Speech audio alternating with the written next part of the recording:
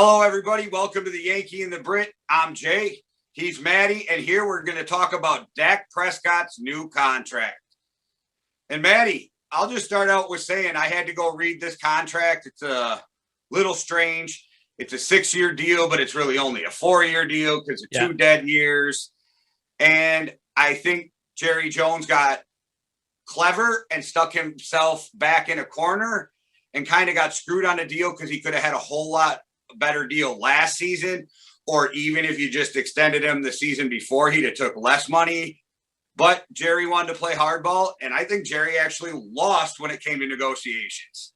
Yeah, definitely. I would think of it more as Dak winning than Jerry losing, just because I believe that the cap will skyrocket through the roof year after next, and it won't actually. We'll see other quarterbacks coming up getting paid around the same as Dak. So I don't think it's too big a deal. Obviously, if they were able to get Dak for 5 years, 35 million, and give him some security, he would be coming up for his contract in about 2 years' time anyway, when the cap's going to have gone through the roof. And so you kind of had him on his rookie deal, then you've had him on the franchise tag, which is less than what he'll be earning now. And then with the way that this contract's structured, it kind of works for the cap hit. But I think Dak definitely played the game and won. So big congrats to Dak. Thank you for signing up with the Dallas Cowboys. And I think this makes us a contender again. Yes. But obviously only for winning the NFC least, which isn't that much of a big deal. Yeah, I don't think Dak's worth the money. That's just me. What do you get? 61, 62 million guaranteed at signing, 95 overall, 123 or 6 for injuries. This deal is massive. And I understand that this year with him restructuring it, it frees up some cap space. And I realized Jerry Jones had zero choice because he painted himself into a corner. But again, I think this really hurts. That real loser in all this is the NFL. And the only reason it's the NFL is now middle of the road quarterbacks are going to want 40 plus million a year. So I resent that. Dak Prescott is not a middle of the road quarterback. Dak Prescott is at least a top 10, if not a top 5. He's got a QBR rating of top 5. He's in the top 5 in terms of QBR rating. He's got one of the best win streaks since coming into the league. I think he was on a record-breaking season. It's not his fault that his defense is horrific. So I think Dak Prescott is much better than people give him credit for. And I think I've kind of fallen into the Skip Bayless Dallas Cowboys trap recently of slating Dak in the hope that I'll take less money and people will kind of like, and then as soon as he re-signs again, one of the best quarterbacks in the NFL. But for me, Dak Prescott's definitely top 10. You do realize that he's 6-20 against winning teams since coming into the league. 6-20. The only reason he has as many wins as that he's got is because you're in the NFC least. Yeah, but I mean, I don't put a lot of them down to Dak Prescott. I can't remember what season it was. 2 seasons ago when his arm went and we should have beaten the Philadelphia Eagles and we couldn't win that game. And him only scoring 9 points in New England.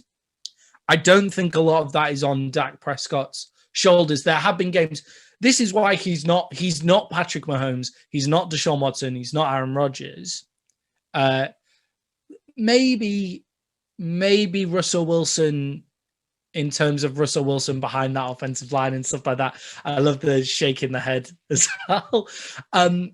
But I'd kind of have him, below Russell Wilson. I'm only being too nice to kind of make myself happy about this contract. But I think he's a really talented quarterback. I think he's just got a lot on his shoulders being a 4th round pick. And with the weapons that are around him, he should be on for a big season now coming out of this contract. So come on, Dak. Well, we'll see if he proves me wrong, because without just listing off a ton of guys, I think he's maybe top 10. But I think he's definitely top 10. I would argue Stafford and like a lot of other guys above him, but that's just personal preference. And I know like the one place we'd probably go back and forth is I would take Cousins and you would take him. And I so would definitely it's take all Dak. relative and based on your preference, I guess. I think we all become a little blinded by our own teams too, so that never helps. Yeah, definitely. I would be irate if my team paid Dak 40 plus million, but that's me, especially on the fact that you guys need somebody at every level of the defense. Yeah. You need offensive line help really bad. And I never once saw Dak. I never felt like when I watched the game, Dak made everybody around him better. That's just me, though. I don't know. When Dak was playing, they were scoring, 31 points a game. When Dak wasn't playing, they were scoring 21 points a game. And it's not like Andy Dalton's a garbage quarterback. Like Andy Dalton is a good quarterback. On the offensive line because Zeke could never get going. Yeah, but Dak was still there running up. But that's why Dak's even better. Like Dak is able to actually make plays himself. Like I think Dak's running game is really absolutely. Yeah. Well, we know that, but Dak's running game is really underrated. I think he's able to scramble. Look, Dak Prescott isn't worth $42 million a year when you look at the other quarterbacks who are earning around that kind of money, which is Patrick Mahomes, Deshaun Watson. But when you look at how it's all played out, I thought it was going to be much worse than this. And I feel like if he made it to free agency, Dak would have made even more money than this. I feel like he absolutely would have. Yeah, the Chicago Bears would have paid him more than this. The Washington football team, just despite the Cowboys, would definitely pay more than this as well. Especially if they had a new overlord of Jeff Bezos coming in, then they would definitely spend that much money on him. So I just don't think. I think Dak Prescott is worth that money in the way that it all panned out. I think he's definitely worth that money. Should we get into the nitty gritty of the actual contract? I think. Yeah, but I just want to say first, just because you brought it up, it's still going to be the Washington Prime someday. The Washington Prime, yeah. That's my guess. Prime. But also, I only believe there's maybe 3 guys in the whole NFL that might be worth that kind of money, and I also believe that you almost can't take Patrick Mahomes' contract into that because it's 10 years. It's set up so weird. Big money doesn't kick in for 4 years. That's a weird contract. That was such a team-friendly, I'm going to stay here my whole career contract that you used to see in the 90s when teams would be like, oh, Dante Culpepper, let's give him a 10-year deal and then cut him after 3. But so maybe it's just me. I just feel like, and I don't want to get too deep into it because we'll come back around to the NFC East and draft needs and off season. Yeah. But they're stacked with needs. And on paper for the last few years, they've always been contenders. I'm not even sure that's the case this year with the stack of offensive line going, free agents, guys. But maybe you'll be able to keep some more of those free agents now that Dak signed a long-term deal. Like, I'm always pro player, get your money. So go get paid, Dak, even if I don't think it's worth it. And you and your agent played it perfectly because you painted Jerry Jones in a corner where he had no choice. Yeah, and well done, Dak. I think we're all behind the absolutely buzzing for Dak Prescott. It also means that the Cowboys believe his injury is going to be fine. That also means he'll be there first game of the season. He's recovering really well from his injury, which is great. We love. I think they overblow that shit nowadays. I don't think there's too many injuries anymore that medical advancements can't fix. Because I remember an ACL, you were out 2 years, and you weren't right till your third. Adrian Peterson was back in 8 months and became MVP. I know he's an outlier and he's just not even human when it comes to healing. But like, it just proves that these guys come back so much faster and better because the surgeries aren't as rough. They're not as invasive. They came so far. And Dr. James Andrews seems to be the guy that can fix anything and anybody. But I've heard a lot of people talk about Dak's injuries. Michael Vick was talking about it, and they're like, it's not as serious as people think, as long as he took the time to heal it correctly, which it looks like he did. Yeah, of course. Which means he's back, and it means the Cowboys have the best QB in their division as well. So the contract is 4 years, $160 million, $126 million guaranteed. But only a $22.2 million cap hit in this first year, which is and I don't know what that does. It's $15 million less than he would have earned on the franchise tag. So because you guys were at almost like 27.7 in cap room going before this. So if it gives him 15, which I never know with these contracts, it's weird, right? Yeah. I mean, you're over 40 million, which is pretty good because you got a lot of shit you got to fix. But again, there's going to be a ton of offensive linemen out on the free agency. So Jerry might want to unask some of that money, because my theory on this is you ain't going to fix the offensive line and the defense in 1 year unless you just, hit everything. So protect the guy you just paid $160 million to. Also, I think it's only 126 guaranteed for injuries. It's 195 guaranteed otherwise. Yeah. But oh no, only 95 fucking million, right? Like, and like I said, it's great for Dak because that dude has had a horrible offseason with his brother, and he was one of the first people to get busted having a party during COVID. And, he took a beating too from the Dallas media over the contract. So when I saw him and his brother embrace, that was so fucking genuine. And I will also just say one more thing. Like Sam Darnold, I hope I'm fucking wrong. I'm not one of these guys that pray for me to be right so somebody else isn't as good as they could be or whatever, right? I'm not a hater like that. I just give my opinion. So like Sam Darnold, even though Dak is way better than Darnold, I hope I'm wrong and Dak is a top 5 and earns every dollar of that as long as he never beats the Vikings. Yeah, of course. And some of the things that jump off the page for me is the fact that it's only 4 years, but we were talking before and there's 2 void and there's 2 voyagers at the end, but it's a 4-year contract, which means in the 3rd year of his contract, we're going to be doing this all over again. Dak put your guys' balls to the fire because they're projecting 4 years from now. Not only is the cap going to go up in 2022, you know what I mean? It's supposed to skyrocket in his last season. So he'll be able to hold your feet to the fire again. And this is huge. No trade, no tag clause so he can never be tagged and never be traded, which is huge for him. Yeah, I mean, Dak has all the leverage now. Dak has everything.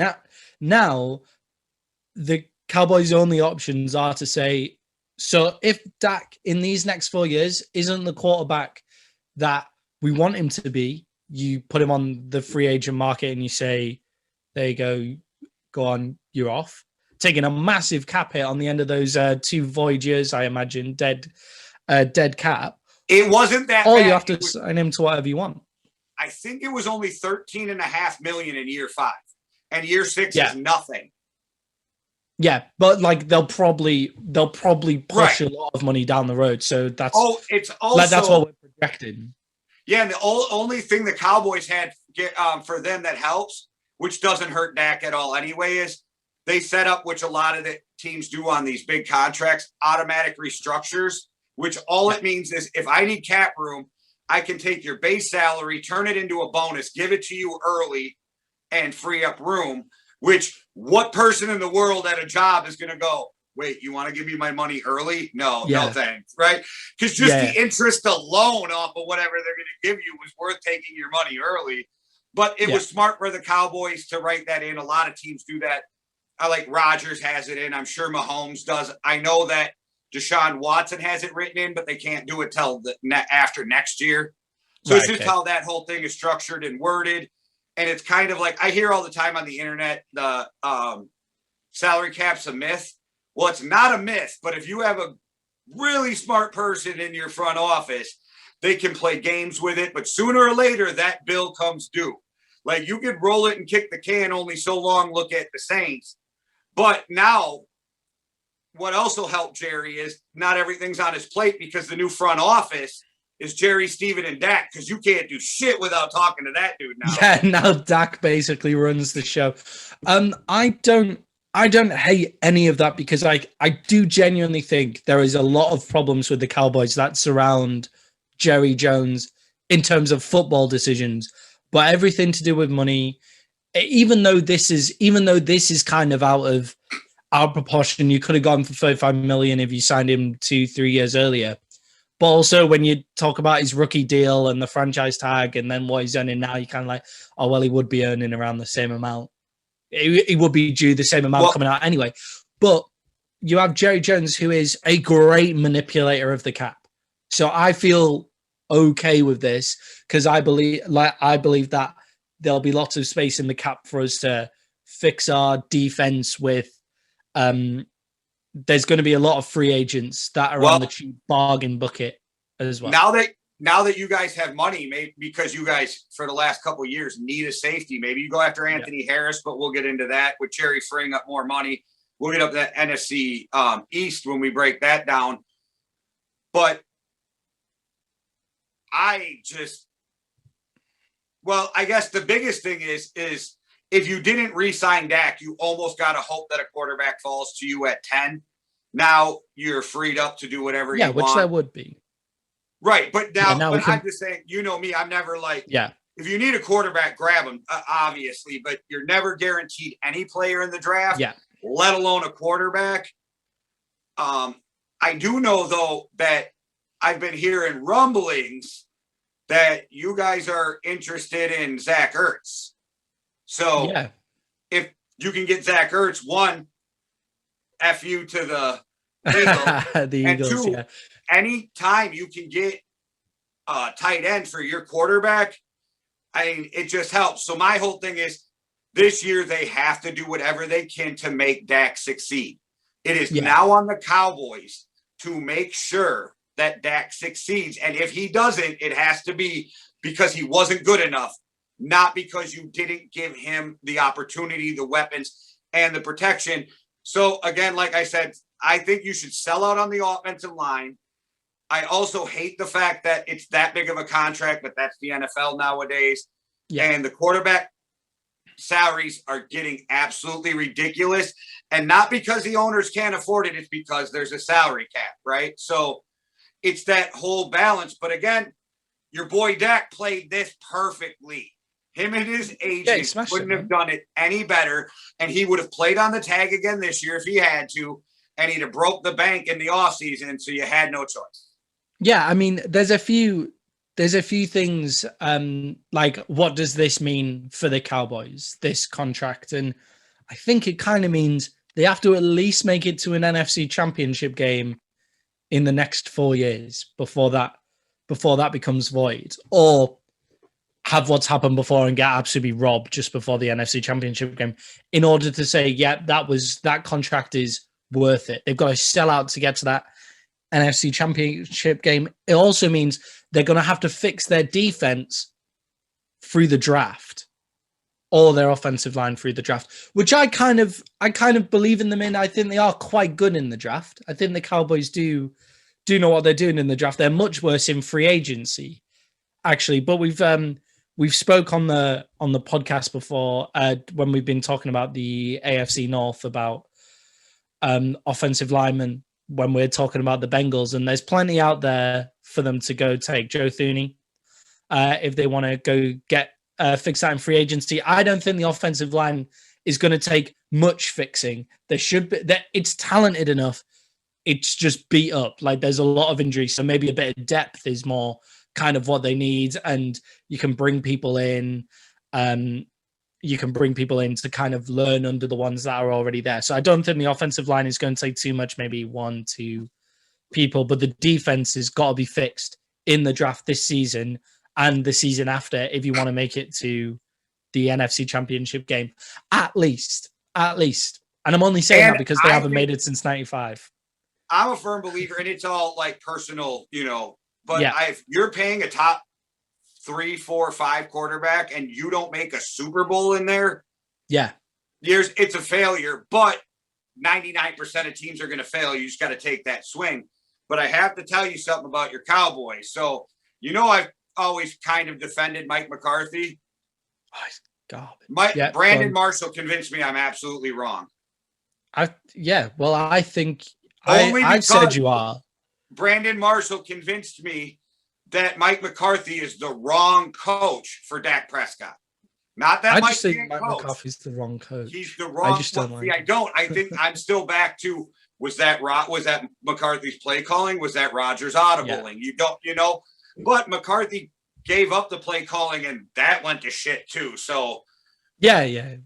I do also think that it doesn't seem like they progressed the West Coast offense as far as, and I'm not trying to compare them, but Shanahan, Kubiak, these guys seem to do more with that West Coast offense than McCarthy did. But Brandon Marshall made me laugh because I live 45 minutes from where he was talking about, but he says, what was McCarthy doing that whole offseason when he was in Appleton, Wisconsin, studying film? I was just like, yeah, I think what was he doing?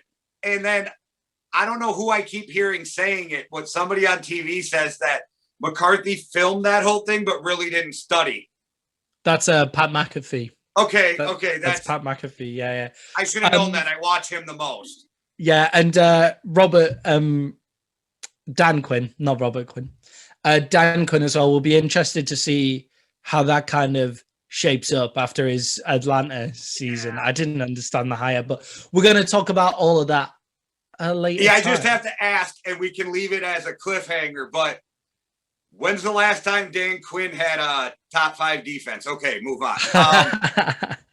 No, I'm with you on when it comes to Dak, it's a good signing because they had no choice because what are you going to tag him the next 2 years and then lose him anyway?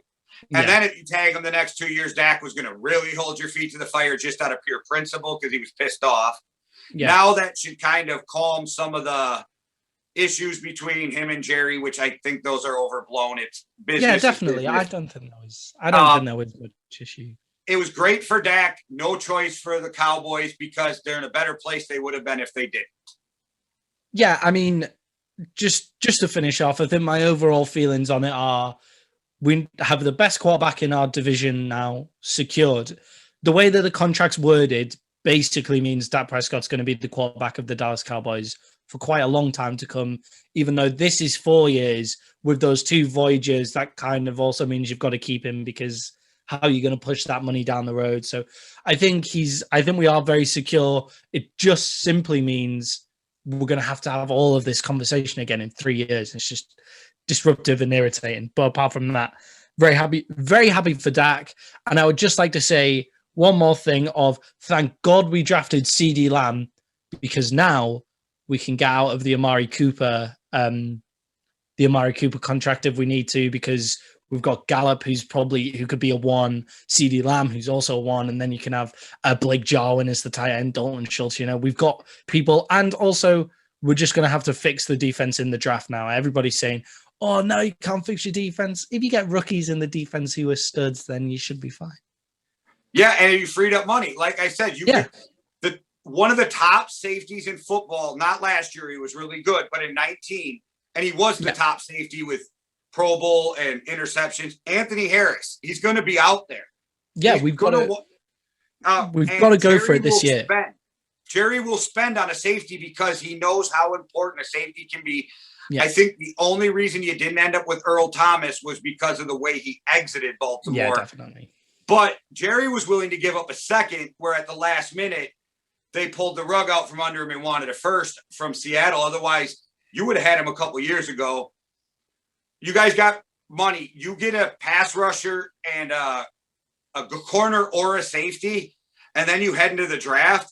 You can make the defensive better, and I think you're based to win on your offense right now anyway. Yeah, but it's basically offense or nothing, isn't it? And I'm actually quite hopeful. My overall feeling for this is hopeful for this season. Season 3 and 4, maybe a bit of this contract, maybe a bit of an issue with having to cut a few players to make for Daks thing. But this is the time to go for it, Cowboys. If you're Jerry Jones, if you're listening, I don't know why you would be, but if you are, then this is the time to go for it. When you've got Dak at 22.2 million, 15 million saved, spend that 15 million on some good players. Jerry ain't listening. I shit on Dak and I shit on his buddy Sean Payton all the time. So Jerry ain't listening. Yeah, that's the only reason Jerry's not listening. And then you might not have a problem with his contract coming up only on the fact that They're asking ESPN for almost $3 billion. They're asking, Jeff Bezos wants to kick in $1 billion just for the shitty Thursday night games. So yeah, they're going to look at this contract in the future and feel the same way that people felt now when they signed like Russell Wilson to $35 million, and like even like, it's going to be fine Vikings fans. Kirk Cousins right now is the 7th highest paid, 8th now that Dak moved up, 8th highest paid quarterback. Everybody in Minnesota is like, no, that makes sense. Yeah, I think we're being number one. It all evens out. It all evens out eventually. Like it will even out again. Dak's probably gonna. There's not many Lamar's contracts coming up. That could possibly be more than Dak's, but So feelings are good. Feelings are good in the camp. By time Dak restructures, he'll be the 12th highest paid quarterback in the NFL in 4 years. Yeah, because they have to rinse through. Like everybody's going to rinse through just because. Yeah, Baker's going to get a new one. Josh Allen's going to get a new one. You know what I mean? It's just, exactly. So it will, but it's going to sting unless you did it at the perfect time because of the 17th game. ESPN's looks like going to get a Monday night playoff game. It's going to be weird coming up through the NFL. So yeah, I think that's coming. I think Jerry's done it, but Jerry is probably one of the people most in the know about what the cap's going to look like because he is the old money of the NFL. So Jerry has a lot of pull for this. What I understand when it comes to NFL owners, individuals don't vote. They vote in blocks. There'll be 5 of them that always vote together here no matter what, and 6 of them here no matter what. So it's almost like you're trying to pull in a whole group instead of individuals. And Jerry is the only owner I know that ever sued the NFL. So, Jerry don't give a shit. Jerry will do what Jerry wants to do. Yeah. Jerry wants another Super Bowl before he dies. So we'll see. I think he's the most in the know. Yeah, definitely. So good episode, the most interesting owner, that's for sure. Yeah. Most interested owner. One of the most interesting franchises. Most interested owner. And another very interesting podcast from the Yankee and the Brit, if I don't say so myself. Yes, and everybody stay tuned. We're going to keep breaking down division by division. But when we get to the NFC East, you might want to tune in because I have a guest. Maddie and I aren't going to agree on your 2021 East Division champions. Yeah, that's going to be a long one, that one. The NFC East breakdown. Exciting. We've got we're filming the AFC East one tomorrow, so the videos will be coming out for them very quickly. So listen out for that. The podcast is also coming. So if you want to subscribe to that when it eventually comes out, look at our social media channels and we'll show you from that. All right, guys. Thanks for watching. You can follow Yankee and the Brit on Twitter. Also, you can follow us on Facebook, YouTube, watch, like, subscribe, all that good shit that I always pitch to you every week. Yep. And I used to tell you if you didn't hate us or think we were idiots, tell a friend, but I'm with Maddie. Even if you think we suck, tell a friend to tell a friend. Yeah. One world, one love. Deuces. Cheerio.